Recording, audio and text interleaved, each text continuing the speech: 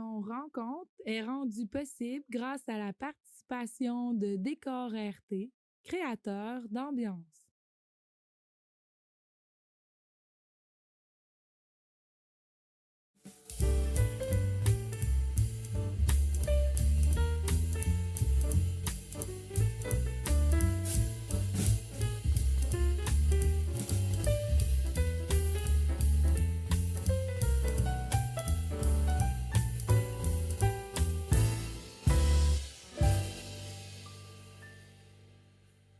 Bonjour et bienvenue à une autre rencontre. Cette semaine, mon invité est natif de la République démocratique du Congo. Alors, on va échanger sur son trajet et parcours professionnel qui l'a amené finalement ici, dans la région de Thetford Mines, où il se considère maintenant son chez lui. La rencontre cette semaine est avec Dieudonné Kabombo. Salut, ça me fait plaisir de te recevoir.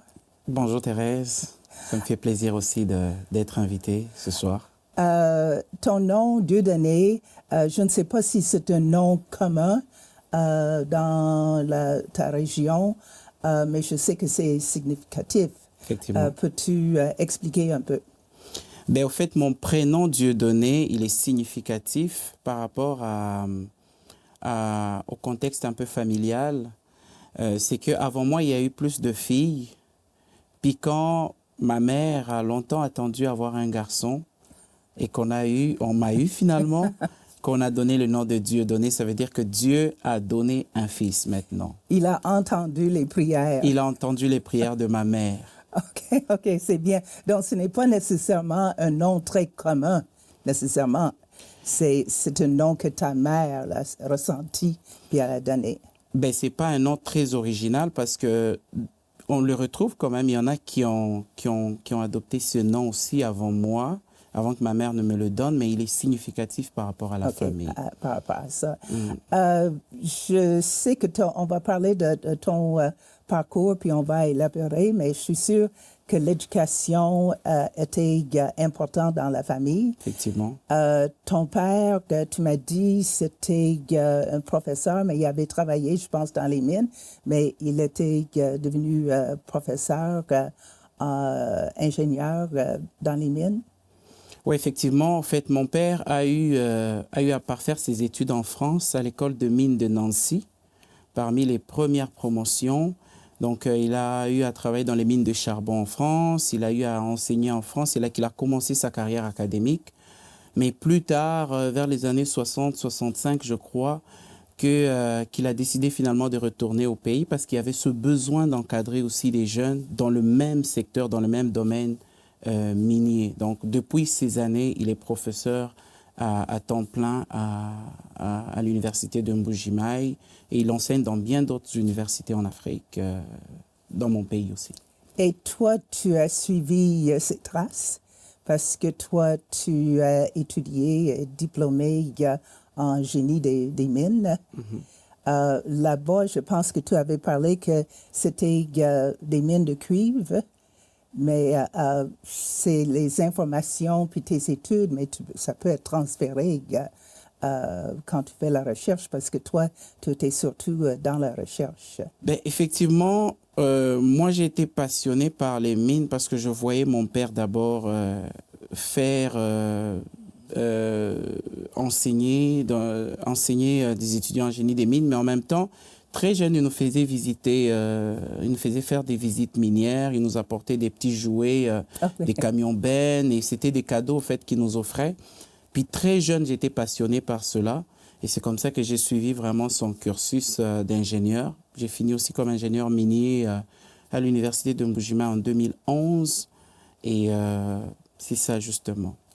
Quand tu étais jeune, à un moment donné, tu avais plus ou moins, je ne sais pas, 8 ou 9 ans, il y avait un conflit tribal, un peu un conflit civil, où tu étais obligé de quitter ta région et de se déplacer. Je le souligne tout simplement parce que c'était comme un premier déplacement, transition. Juste brièvement, c'était vraiment c'était quelque chose. Il fallait que tu quittes vite. Ben, effectivement, c'était vers les années 93 qu'un conflit tribal est né entre les Congolais du sud, du Katanga, qui est une des plus grandes provinces minières, par rapport à ceux du centre où je suis originaire. Alors en ce moment-là, ces conflits, c'est comme une guerre civile qui est née, où il y a eu beaucoup de morts d'hommes. Et mon père était parmi les responsables visés dans la province. Et c'est comme ça qu'il avait décidé de quitter. Puis après, nous, on l'a suivi, mais dans des conditions beaucoup plus difficiles, très, très difficiles. Mais Dieu merci, on est arrivé sain et sauf. Sain et sauf. À un moment donné, il y a, grâce au chemin que toi, tu as pris pour tes études, tu as reçu une invitation, je crois, du ministère d'Enseignement de Québec. Est-ce que c'est ça? Pour continuer ou pour faire ta maîtrise ici au Québec. Peux-tu expliquer? Est-ce que j'ai bien compris? Ben effectivement, juste après mes études d'ingénieur au Kasaï, quand j'ai fini mon diplôme d'ingénieur minier, quelque temps plus tard, j'ai eu un emploi dans un autre secteur à Kinshasa, dans la capitale, où je suis allé rester avec ma conjointe, justement, mon épouse, Gracia. Donc, on est resté après une année et c'est comme ça que j'ai eu une bourse d'études pour venir parfaire une spécialisation en génie des mines. C'était une bourse financée par le gouvernement, le ministère de l'Enseignement du Québec, mais où je devais parfaire mes études à l'UQAT, en Abitibi-Témiscamingue. Mais comment est-ce qu'ils ont envoyé l'invitation at large ou partout dans le monde, ou c'était vraiment parce que juste dans ton territoire ou Ben, au fait, il y avait un aîné à nous qui était déjà ici sur place, Joseph, qui est actuellement à Fermont. Il a aussi fini avant nous, qui est venu ici au Québec.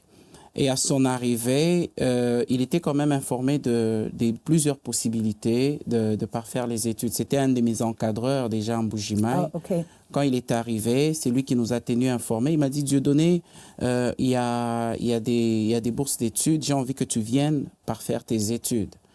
Et c'est comme ça que lui, il a commencé à entreprendre des démarches sur place. Et du coup, on m'a envoyé l'invitation pour voir si je pouvais venir. Et j'ai entrepris toutes les démarches.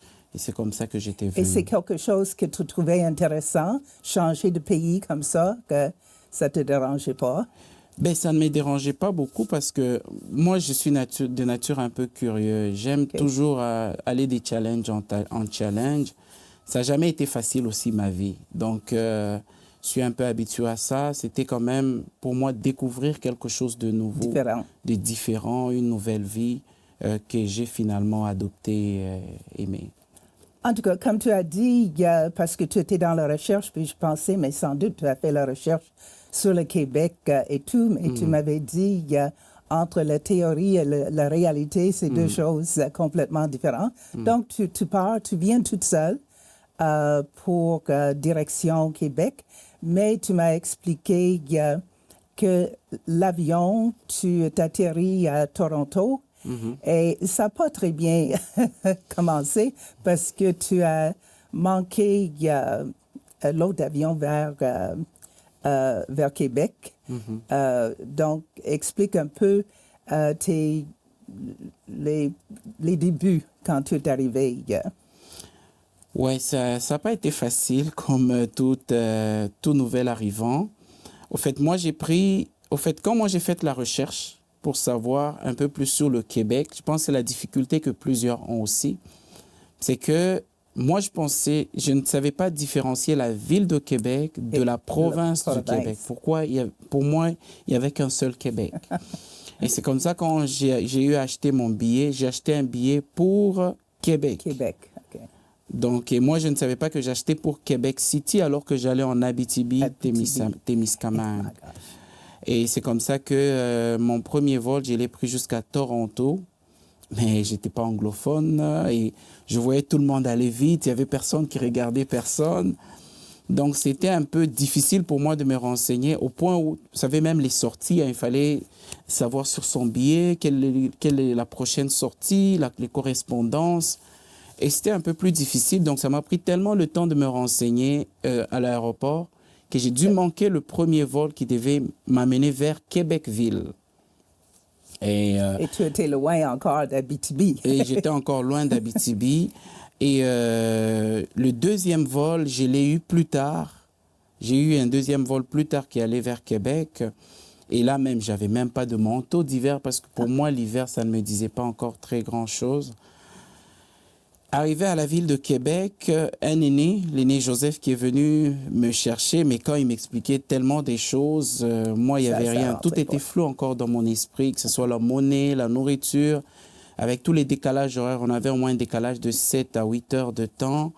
Donc, j'étais un peu perdu dans mon esprit. Et plus tard, je suis resté quelques jours. Et c'est là qu'il m'a mis dans l'autobus vers l'Abitibi. Vers l'Abitibi. Là, tu étais brièvement au Québec et Abitibi. Je veux que tu expliques brièvement les deux. Il y a l'adaptation à la ville qui est au nord. Il y a le foie, très sans doute.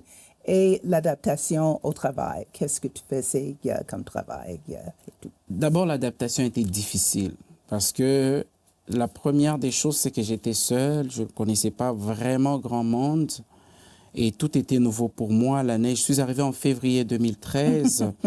Il faisait, en ce moment-là, je pense, moins 51 avec le facteur vent, alors que je viens d'un pays où il faisait 37, 38 degrés. Donc, c'était complètement le jour et la nuit. Et donc, cette adaptation a été difficile, même du point de vue académique, parce que je suis allé pour de la recherche. Et c'était difficile en même temps, la barrière de la langue aussi. Vous savez, moi, j'ai parlé français, belge, mais arrivé ici, c'est français québécois. Donc, il fallait comprendre d'abord la langue qui était une barrière, en plus du climat, en plus de la nourriture, en plus de la monnaie, en plus de l'isolement, en plus de la rapidité des choses. Les gens ne réalisent pas que quand quelqu'un arrive, peu importe c'est où, un immigrant, tout ce qui se passe et la vitesse qu'il faut essayer de comprendre et s'adapter. Puis les autres, je vois quelqu'un, mais les choses qui sont très banales pour les gens de la place, pour un autre, c'est une montagne russe. Aujourd'hui, je dirais que les gens voyagent de plus en plus, mais souvent, sont les voyages organisés. Et donc, tu n'as pas besoin de penser à toutes les petites affaires comme tu viens d'expliquer. Alors, là, tu t'adaptes. Ta femme ne t'est pas arrivée, elle est arrivée plus tard, comme tu as dit. Et pour le travail, là, tu es dans un autre pays pour faire la recherche. Est-ce qu'il y avait une adaptation dans ça aussi à faire? Beaucoup d'adaptations. Okay. Il y avait beaucoup d'adaptations. Ce qui m'a aussi beaucoup aidé, c'est que ma conjointe est arrivée, Gracia est arrivée en septembre 2013. Okay. Là, au moins, j'ai eu quelqu'un avec qui on pouvait interagir, on pouvait ensemble pleurer, se réjouir ensemble. On pouvait en même temps se plaindre l'un de l'autre du froid, de beaucoup de choses. Mais elle, j'imagine, c'était un peu plus facile parce que toi, tu avais un peu plus d'expérience sur les affaires, donc tu pouvais la guider un peu. Je pouvais la guider un peu, mais pas autant que ça. Parce que je suis arrivé à 27 ans ici, après 27 ans de vie de l'autre côté, et elle n'est arrivée que, à peu près 5-6 mois. 6 mois après moi, 7 mois à peu près. Donc, ce n'était pas beaucoup pour moi, pour me taper sous la poitrine et dire que je suis expérimenté, je peux te montrer ça et ça. Mais le peu que je savais, je pouvais essayer de la guider. Mais elle s'est adaptée vite parce qu'elle est arrivée, elle a commencé à travailler au McDonald's. Elle a commencé à travailler, elle s'est faite des amis, et puis on nous invitait à certaines activités. Et la vie a commencé à devenir un peu plus belle. Un peu plus normal. Toi, tu as resté il y a 2 ans, mais je pense qu'après, tu as fait une publication sur les résultats de recherche. Et comment est-ce que la vie t'a amené de Abitibi jusqu'à Thetford Mines? OK. Ben, au fait, la Abitibi, c'était vraiment une première partie, une première étape de mon intégration. OK? Là, c'était juste une phase de spécialisation. Et ce qui est arrivé, c'est que à un moment donné, je n'ai pas pu vraiment finir. Au fait, j'ai fini toute ma recherche en Abitibi, mais moi, j'avais plus envie de faire aussi autre chose parce que c'était quand même aussi un coin très isolé. Alors moi, j'avais envie de vivre un peu plus proche des grands centres. C'est comme ça qu'à un moment donné, on a décidé de quitter l'Abitibi. Et puis, on est parti, on est allé à Montréal, on a fait quelques mois seulement. C'est comme ça que j'ai eu une autre bourse, BNP Innovation, oui, qui a été financée en grande partie par le Coalia, ce CTMP. Et les démarches ont été menées par Mme Annie Rochette et Dr. Régent Hébert, que je remercie en passant.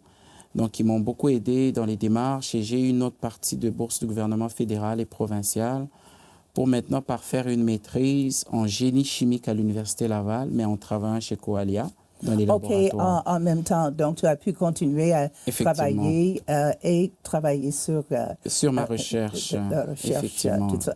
Donc là, à BTB, Thetford, encore un ajustement, adaptation. Est-ce qu'il y avait un peu plus de facilité une fois rendu ici? Il y avait un peu plus de facilité. En Abitibi, j'ai eu du mal à beaucoup m'adapter. Je dirais vraiment que mes 2 premières années n'étaient pas vraiment des années de grand succès, à bien de niveaux. Ça, je dois être honnête. Mais c'est un peu plus après, quand j'ai commencé ma maîtrise, je me suis rapproché un peu des grands centres, puis je pouvais... qu'on a dû quand même un peu plus s'épanouir, au fait. Et donc, quand j'ai eu ma bourse BNP, donc, je devais à tout prix venir faire de la recherche dans un laboratoire. Or, le laboratoire qui devait m'accueillir, c'est le laboratoire du CTMP de Coalia. C'est comme ça que j'ai déménagé vers Thetford parce que je travaillais sur les résidus miniers d'amiante. Donc, c'est ici où il y a beaucoup de résidus miniers. Donc, j'avais la facilité d'échantillonner. Il y avait tous les équipements au laboratoire du CTMP. Il y avait aussi cette marge un peu de liberté où je pouvais... mettre à contribution vraiment ma créativité, ensemble avec toute l'équipe technique. Donc, c'est comme ça que Coalia, ça a été vraiment comme un bon départ pour moi, et surtout avec le soutien de la direction de cette institution. Ouais. C'est bien. Et tu t'es installé, toi, à Gracia, et tout ça. La ville de Thetford, est-ce que c'était assez accueillant encore ou est-ce que tu pouvais, à ce moment-là, au cégep, quand toi tu es arrivé, il n'y avait pas autant d'immigrants, d'étudiants et tout ça, mais quand même, moi je suis ici depuis plus longtemps que toi, puis est-ce que tu as vu que ça allait bien avec assez d'aisance ou, Non, je dirais que si j'ai dit vraiment oui, je vais mentir. Mais ça a été quand même, au niveau de Coalia, au niveau du cadre professionnel, il n'y avait pas de barrière. Okay, good. Avec Mme Rochet, Dr. Régent, l'équipe technique, j'étais vraiment le bienvenu dans le milieu professionnel. Mais ce qui était un peu plus difficile, c'est à l'extérieur du milieu professionnel. Donc, vous savez, les gens ont toujours un regard un peu particulier envers l'étranger, envers celui qui a une couleur un peu plus différente, envers celui qui a une intonation un peu plus différente. Ouais. Donc, ça, c'était vraiment la première barrière. Même dans le quartier où on a habité, au début, on voyait vraiment qu'on n'était pas trop le bienvenu. Il y a d'améliorations. Il y a beaucoup d'améliorations, et surtout avec l'arrivée du programme de basket. C'est ça qui a vraiment brisé un peu la glace.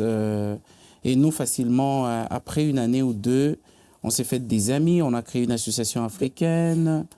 C'est ça. Je veux parler de l'association africaine que est-ce que toi et Gracia ou avec d'autres, tu avais décidé de commencer ça pour les objectifs étaient quoi, tes buts? Ben, au fait, l'objectif, c'est avec un ami Armand qui est maintenant à Trois-Rivières. Il y en a d'autres qui sont partis déjà de la ville. Donc, à un moment donné, on était à peine, je pense, 5, 6, 7 familles. On s'est dit, ben, au lieu de vivre l'isolement, nous pouvons aussi créer une association à nous. Comme ça, nous allons aussi célébrer l'Afrique. À la fin de l'année, nos enfants peuvent se connaître, nous pouvons créer nos activités, faire des barbecues, souvent qu'on le fait au Parc Saint-Noël, vers l'été. Donc, un temps pour nous aussi de nous retrouver en tant qu'Africains et nous faire connaître dans la région, faire connaître nos projets, montrer aux gens que nous ne sommes pas dangereux autant que les gens pouvaient penser. Parce qu'il y en a qui pensaient vraiment qu'on était dangereux, on est venu détruire, on est venu... Ah oui. Oui, oui, on a vécu... il y a quand même certaines personnes qui n'étaient pas autant ouverts à notre arrivée. Parce qu'on était quand même le premier, parmi quand même les tout premiers, les premiers jeunes à vouloir se démarquer.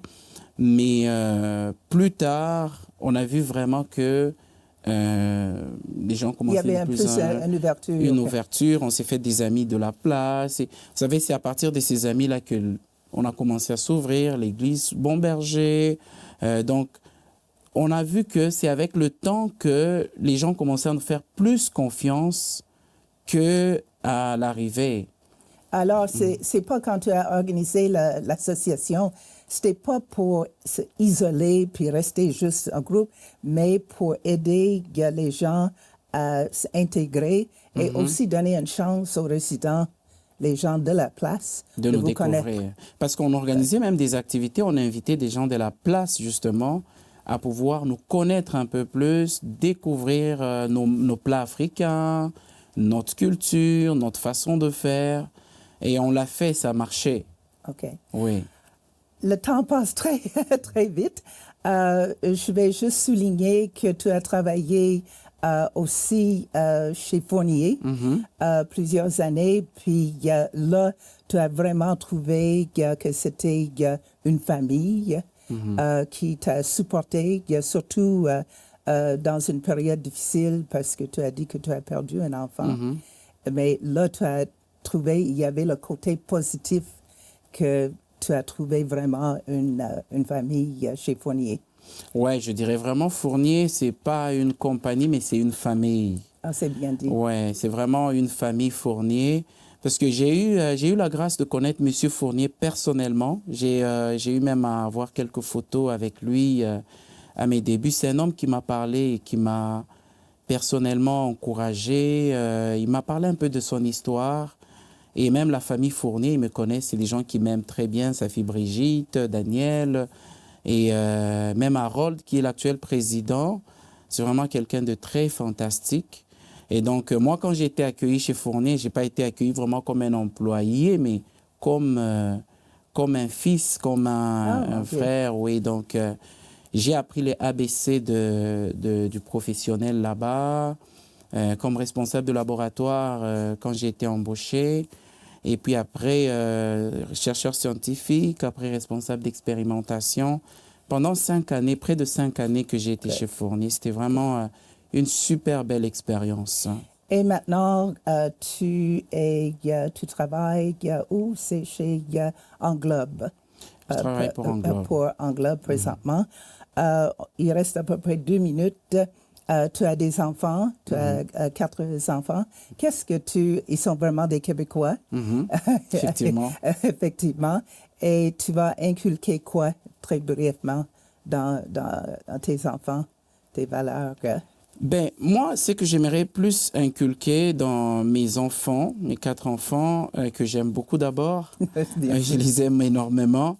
Donc, j'ai envie vraiment de les inculquer une mentalité de travail, une culture de travail, vraiment leur offrir le meilleur. Qu'est-ce que moi, je n'ai pas eu, moi, j'aimerais vraiment les offrir, parce que le Québec, c'est leur pays. Ils ne connaissent rien, ils ne sont pas enregistrés dans mon pays d'origine, le Congo. Eux, ils sont vraiment Canadiens, Québécois.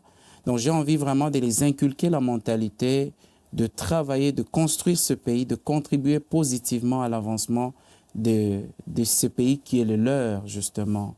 Donc, mais en même temps aussi, leur inculquer nos valeurs traditionnelles aussi, spirituelles, qu'ils connaissent aussi leurs grands-parents, l'origine de leurs parents. Donc, c'est ce que j'aimerais vraiment inculquer à mes enfants. Une histoire vraiment intéressante, Dieudonné. Je suis très contente d'avoir rencontré. C'est ça la chance avec cette émission. J'ai l'occasion de rencontrer des gens que je n'aurais jamais vus. Bonne continuité. Je sais qu'il y a bien d'autres projets à l'horizon. Et je suis très contente que tu aies trouvé une place chez toi. Effectivement. J'ai vraiment une place. Je suis chez moi à Thetford. Merci beaucoup. Merci beaucoup, Thérèse. Et merci à vous. J'espère que vous avez apprécié. Vous savez que l'émission passe à la télévision, mais aussi sur YouTube. Donc, vous pouvez partager avec vos amis. Ceci termine notre rencontre pour cette semaine. Soyez le nôtre la semaine prochaine pour une autre rencontre.